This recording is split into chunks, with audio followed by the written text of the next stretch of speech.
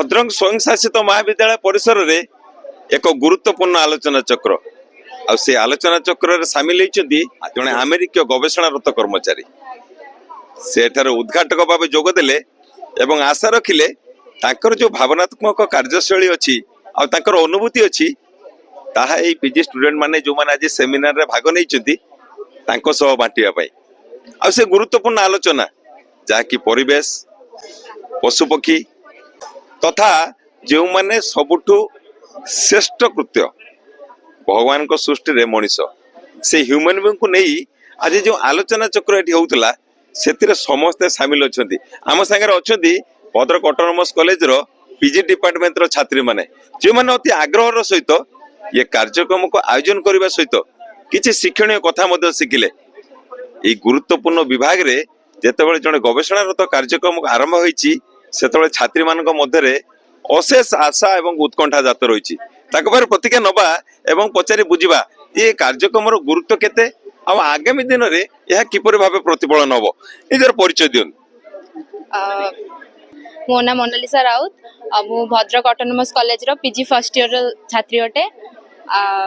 आज ये जो सेमिनार होउची केते गुरुत्व रखे ये सेमिनार एटा तो बहुत इम्पोर्टेंट माने गोटे स्टूडेंट बहुत एई टॉपिक हमर जहाँ भी अच्छी से भितर माने स्टूडेंट को बहुत किछि माने इंफॉर्मेटिव जिंस ही मिलिबो तो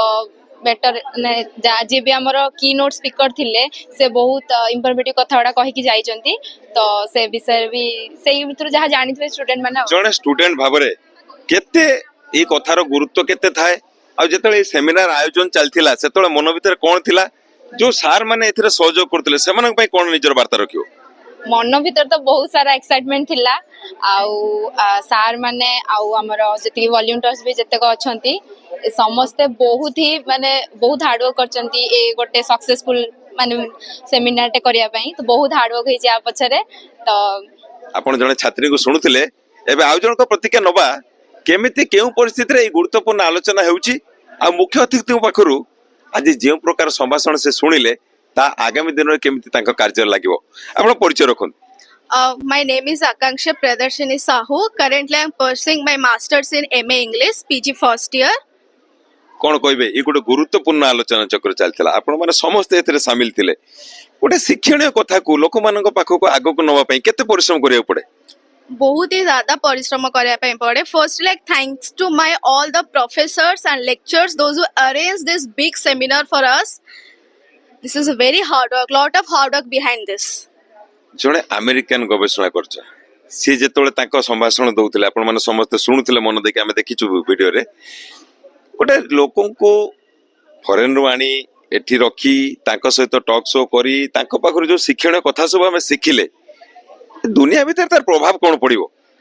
दुनिया भीतर बहुत ही तार प्रभाव पड़िबो काहेकि ना सीए गोटे अलगा देशरु हम भारत देश को आसीचंती सेठाकार परिवेश ता सहित आमर परिवेश को सी भी देखुचंती सी भी किछि नुआ सिखिले आमे भी तांकोठु किछि नुआ सिखिलु आउ एई गणमाध्यम जरिया रे से सब पहुंच भी पारुची अलगा लोक मानक पाखरे पिला मानक पाखरे नियति भाबरे बहुत सिखिया पे मिलुची जो सार माने एथिरे राति रु दिन पर्यंत एकाकार करी कार्यक्रम सब करिसंती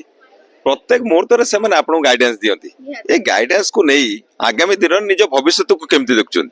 निहाती भाबरे सार मानक गाइडेंस तो हम लाइफ रो गोटे बहुत बड़ सपोर्ट ब्लेसिंग्स कहले सेटा ये होबनी आमे ताकू निहाती कार्यकारी करिवु हम लाइफ रे सब क्षेत्र रे सेटा काम रे आसीबो। दर्शक बंधु आपण सुनुथिले आमे थिलु भद्रक स्वयं शासित महाविद्यालय रो पीजी डिपार्टमेंट ऑफ इंग्लिश रे एठी जे उद्घाटक आ मुख्य अतिथि भाव थिले से तांको संभाषण माध्यम रे बहु किछि कथा सिखेले जहाँकि आगामी दिन में छात्र छात्री माने तांको निज जीवन में कार्य लगे आमे मध्य आशा रखुचु